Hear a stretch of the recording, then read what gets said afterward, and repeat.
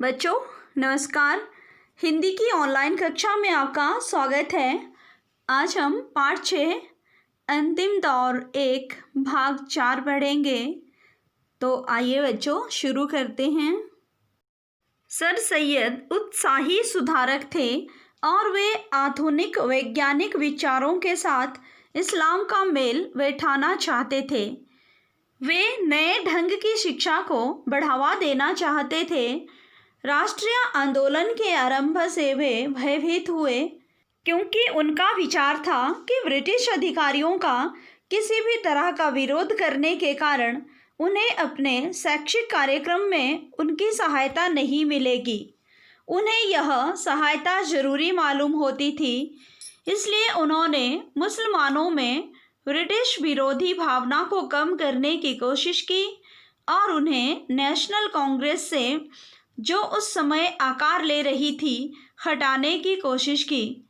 उन्होंने जिस अलीगढ़ कॉलेज की स्थापना की, उसका एक घोषित उद्देश्य था भारत के मुसलमानों को ब्रिटिश ताज की योग्य और उपयोगी प्रजा बनाना। वे नेशनल कांग्रेस का विरोध इसलिए नहीं करते थे कि वे उसे विशेष रूप से हिंदू संगठन समझते थे।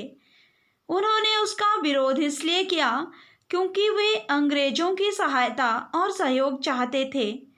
उन्होंने यह दिखाने की कोशिश की कि कुल मिलाकर मुसलमानों ने गदर में हिस्सा नहीं लिया और वे ब्रिटिश सत्ता के प्रति वफादार रहे।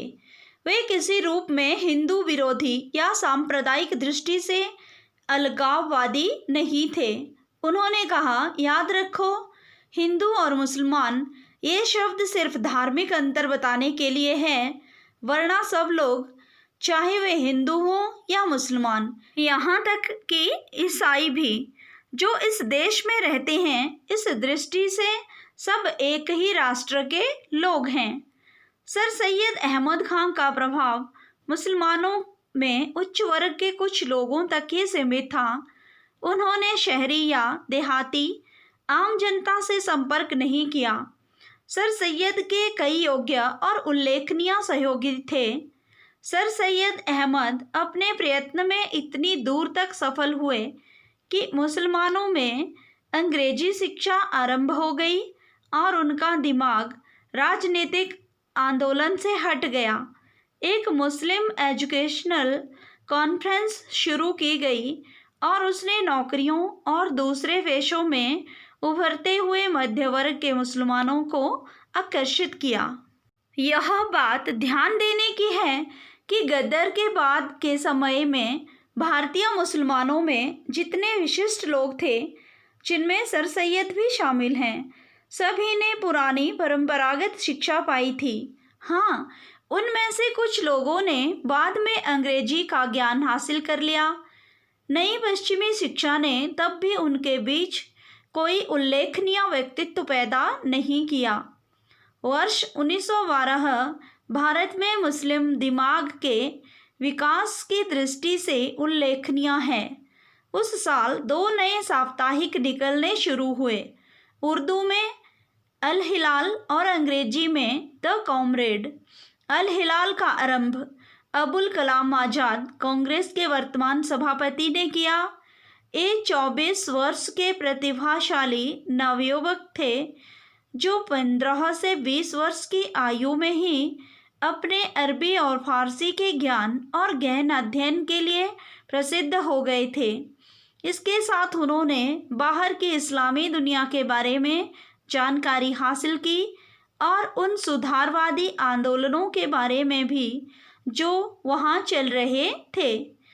उन्होंने धर्म ग्रंथों की व्याख्या बुद्धिवादी दृष्टिकोण से की।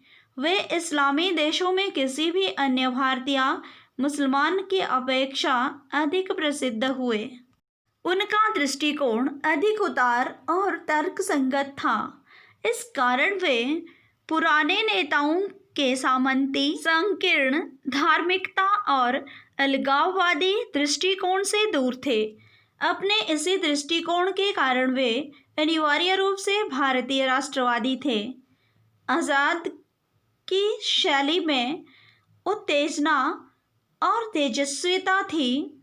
गोकी कभी कभी वह फारसी पृष्ठभूमि के कारण कुछ कठिन प्रतीत होती थी।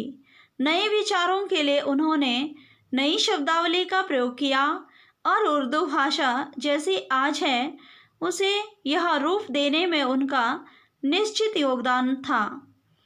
उनमें मध्ययुगीन पंडिताऊ 18वीं शताब्दी की तार्किकता और आधुनिक दृष्टिकोण का विचित्र मेल था।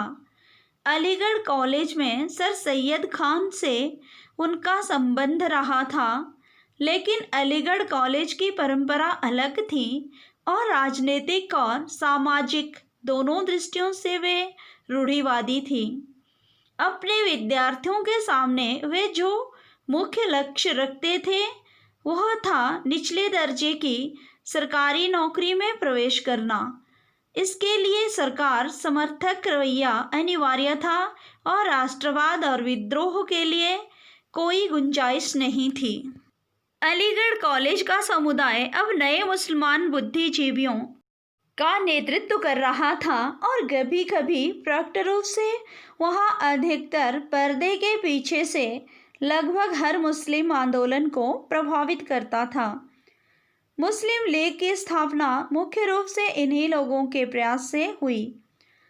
अबुल कलाम आज़ाद ने इस पुरातनपंथी और राष्ट्र विरोधी भावना के गढ़ पर हमला किया।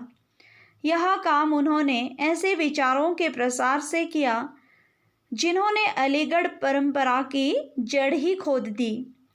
इस युवा लेखक और पत्रकार ने मुस्लिम बुद्धिजीवी समुदाय में सनसनी पैदा की। यद्यपि बुजुर्गों ने उन पर भौएं चढ़ाई, पर युवा पीढ़ी के दिमाग में उनके शब्दों ने उत्तेजना पैदा कर दी। अब तिलक और गोखले। नेशनल कांग्रेस, जिसकी स्थापना सन 1885 में हुई थी, जब प्रौढ़ हुई तो एक नए ढंग का नेतृत्व सामने आया। ये लोग अधिक आक्रामक होता है, अग्रेसिव और अवज्ञाकारी, जो आज्ञा न मानते हो थे, और बड़ी संख्या में निम्न मध्य वर्ग, विद्यार्थी और युवा लोगों के प्रतिनिधि थे। बंगाल विभाजन के विरोध में जो शक्तिशाली आंदोलन हुआ था उसमें इस प्रकार के कई योग्य और ओजस्वी नेता उभर कर आए, लेकिन इसके सच्चे प्रतीक महाराष्ट्र के बाल गंगाधर तिलक थे। पुराने नेतृत्व के प्रतिनिधि भी कम उम्र के मराठा सज्जन गोपाल कृष्ण गोखले थे। क्रांतिकारी नारे हवा में गूंज रहे थे और संघर्ष अनिवार्य था। इस संघर्ष को बचाने के लिए कांग्रेस के बुजुर्ग नेता दादा भाई नौरोजी, जिन्हें राष्ट्रपिता समझा जाता था, अपने अवकाश प्राप्त जीवन से वापस लाए गए। बचाव थोड़े ही दिन के लिए हुआ और 1907 में संघर्ष फिर हुआ, जिसमें पुराने उदार दल की जीत हुई। पर इसमें संदेह नहीं कि राजनीतिक दृष्टि से सजग भारत की बहुसंख्यक जनता तिलक और उनके समुदाय के पक्ष में थी। कांग्रेस का महत्व काफ़ी कुछ घट गया था और बंगाल में हिंसक गतिविधियां सामने आ रही थीं। बच्चों, ये था चौथा और अंतिम भाग, जिसके माध्यम से आपने जाना कि आज़ादी से पहले कितना संघर्ष लोगों ने किया है। तो आइए अब गृह कार्य देख लेते हैं। बच्चों, आपने पूरी वीडियो को कम से कम 2 बार ध्यानपूर्वक देखना है, सुनना है और समझना है। तो इसके पश्चात हम इसके प्रश्न उत्तर करेंगे। आज के लिए इतना ही। कल हम फिर पाठ के प्रश्न उत्तरों के साथ मिलेंगे। तब तक के लिए जय हिंद, जय भारत, धन्यवाद।